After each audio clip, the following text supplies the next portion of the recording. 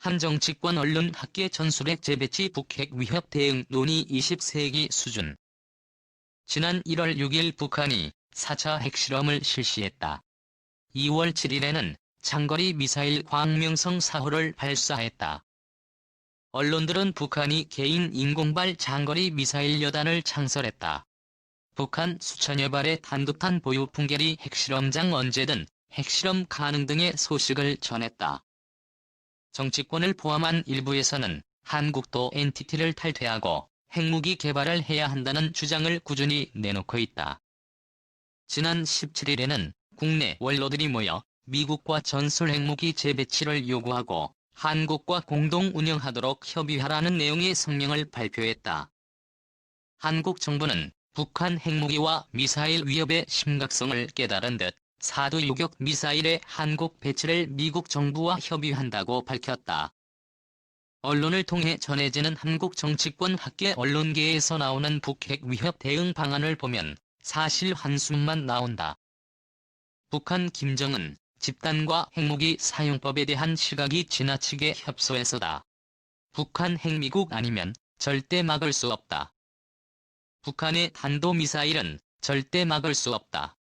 현재 한국의 자칭 지도층 머릿속에 박힌 고정관념 가운데 하나다.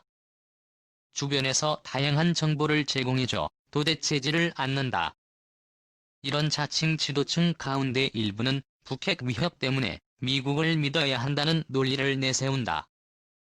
틀린 말은 아니지만 미 정부 입장에서 들으면 우리가 한국 하인이냐며 매우 기분 나빠할 말이다. 특히 핵무기를 공동관리하자는 주장은 도전이나 마찬가지다. 사실 2차 세계대전 당시 독일이 부인이라는 탄도미사일을 처음 개발한 뒤 세계는 이를 막을 수 있는 방안을 다양하게 연구했다. 특히 냉전 시기 동안 미국과 소련은 상대방의 핵미사일을 막고 빈틈을 노리는 방안을 꾸준히 연구했다. 당시 미국은 나이키 초콜릿을 개량한 나이키 제우스다는 베이비 햄을 개발해냈고 소련 또한 이를 따라 가로시라는 미사일을 개발했다. 양측은 방어용 수단을 만들어냈지만 오히려 불안감은 더욱 커졌다. 방패가 생겼다는 소식에 서로 더욱 강력한 창을 준비하기 시작했기 때문이다. 이 시기를 전으로 나온 핵무기들이 적외도 위성 핵무기나 개별 유도탄 탄두와 같은 것들이다. 결국 미소는 1971년 베이비 에이브러햄 조약을 체결하면서 자국 수도 외 한 곳에만 베이빔을 배치할 수 있도록 약속해 핵무기 개발 경쟁은 상호 확증 파괴에 더욱 충실하게 더 많은 핵무기를 보유하는 것으로 방향을 바꾸었다. 1970년대까지 미소 양국은 핵무기를 사용하는 것은 확실한 멸망 방법이라고 믿었다. 하지만 로널드 레이건 미 대통령이 1981년 전략방위구상을 주창하면서부터 양측 간의 비대칭이 생기기 시작했다. 1980년대 후반 소련이 개방정책을 펴고 1990년대 동구권 전체가 와해되면서 SDI 계획은 백지화되는 듯 했지만 과학은 계속 발전했고 탄도미사일과 핵무기를 입수하려는 불량 국가들은 여기저기서 나타났다.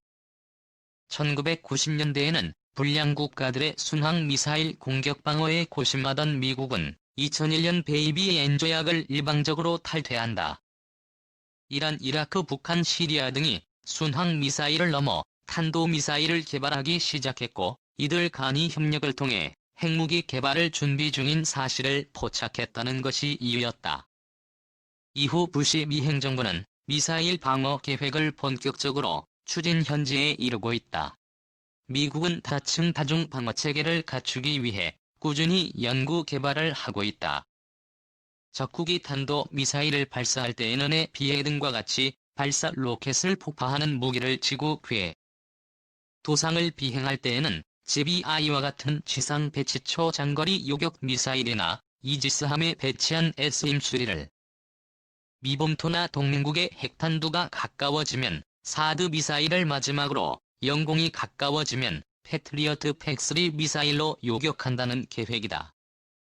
그리고 이 과정을 모두 확인하고 통제하기 위한 인공위성 조기 경보 시스템과 초장거리 감시 레이더 등도 개발했다. 하지만 부시 행정부의 MD 계획은 아프가니스탄과 이라크에서의 전쟁 전 세계 동시다발적인 테러와의 전쟁 등으로 막대한 재정 적자를 겪으면서 계속 연기됐다. 이에 MD 계획의 일환으로 개발하던 전술용 레이저 무기나 공중발사 레이저 무기 등은 개발을 중단하고 무기한 보류 조치했다. 한 발에 7,500만 달러라는 GBI 미사일과 레이더 사격 통제장치 등 한 개 포대를 모두 갖추는데 10억 달러가 소요된다는 사드 미사일 등은 높은 가격이다.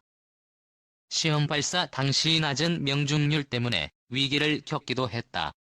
미국은 그러나 결국 모든 시스템의 개발에 성공했다. 이런 우여곡절 끝에 미국은 2016년 현재 GBI 미사일은 30여 기를 사드 미사일은 4개, 포대를 미 본토에 실전 배치해놓은 상태다. 패스 M3 미사일을 장착한 이지스함은 모두 21척이나 된다.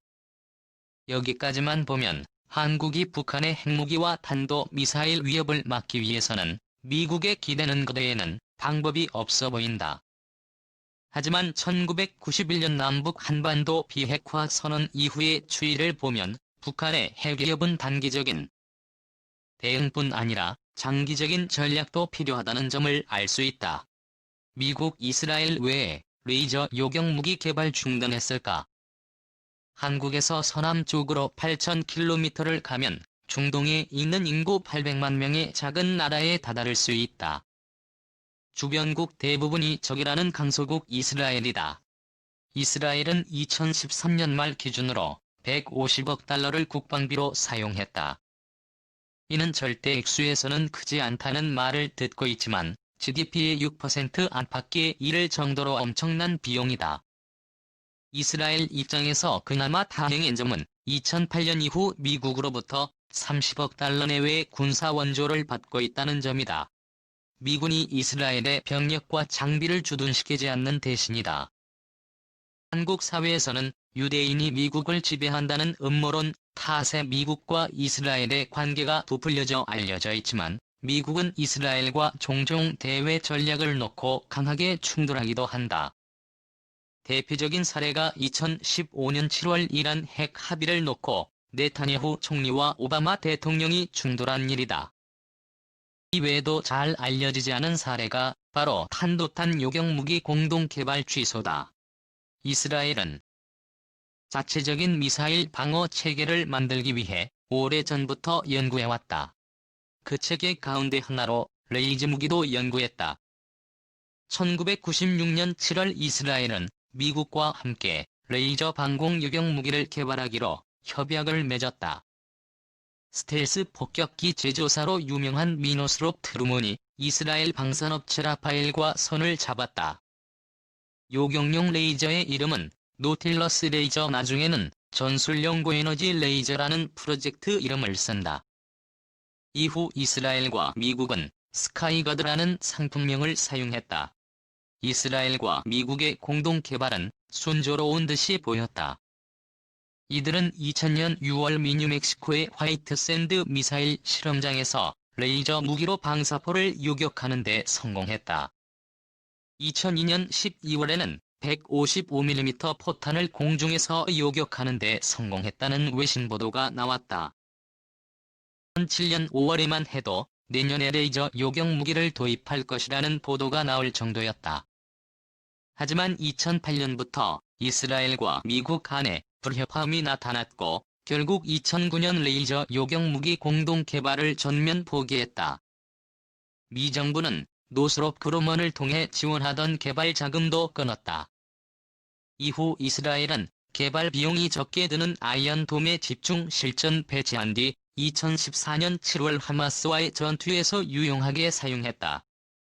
이스라엘은 아이언돔을 배치해 실전에서 사용한 뒤에도 레이저 무기와 탄도탄 요격 미사일 개발을 게을리하지 않았다. 그 노력의 결과 이스라엘은 아이언빔과 함께 에로와 에로우3 요격 미사일을 모두 개발해냈다. 이스라엘은 현재 탄도탄 요격용 레이저를 계속 개발 중이라고 한다. 2009년 이스라엘과 미국이 레이저 요격 무기 공동 개발을 끝낸 데에는 미국 내의 정치적 문제도 있었지만 무엇보다 레이저 무기 자체의 한계 탓이 컸다. 포탄이나 소형 방사포를 요격하는 데는 100회의 더블유금 레이저로 충분하다. 사정거리 또한 10km 이내면 된다. 하지만 탄도미사일을 제대로 요격하기 위해서는 최소한 레임더 권력급 이상의 출력을 가져야 한다. 최소한 100대 이상의 출력을 가져야 한다는 뜻이다. 미국이 50억 달러 이상의 비용을 투입하고도 결국 취소했던 공중발사 레이저의 경우에도 1W6급 레이저를 사용한 뒤에야 300km 거리 소형 목표를 파괴했다고 한다. 이와 이의 이론은 보잉의 B747 요격기 전체를 무기로 만들 정도의 크기였다. 반면 이스라엘과 미국이 개발했던 스카이가드는 컨테이너 트레일러의 크기에 모든 장비를 집어넣은 뒤 전력을 생산 레이저를 쏘는 것이어서 출력에 한계가 있었다. 이것 또한 향후에는 미군 전술용 차량 험비에 탑재할 정도로 소형화한다는 계획 아래 개발했기 때문에 전력 용량과 레이저 지속 시간 등에서 계속 한계에 부딪혔던 것이다. 탄도탄 요격용 레이저와 스마트 원전이 만난다면 일단 레이저 무기로 탄도미사일을 요격하기 위해서는 출력도 1인 W급 이상이어야 하고 강력한 전력을 지속적으로 제공할 수 있어야 하며 여기에 걸맞은 레이저 발진 시스템도 만들 수 있어야 한다. 확인 결과 레이저 무기의 가장 큰 문제는 역시 전력 공급이었다. 이스라엘은 물론 미국, 독일, 중국, 러시아, 프랑스, 한국 등이 개발 중인 레이저 무기는 궁극적으로 모두 이동형 전술 장비 개념으로 접근하고 있었다.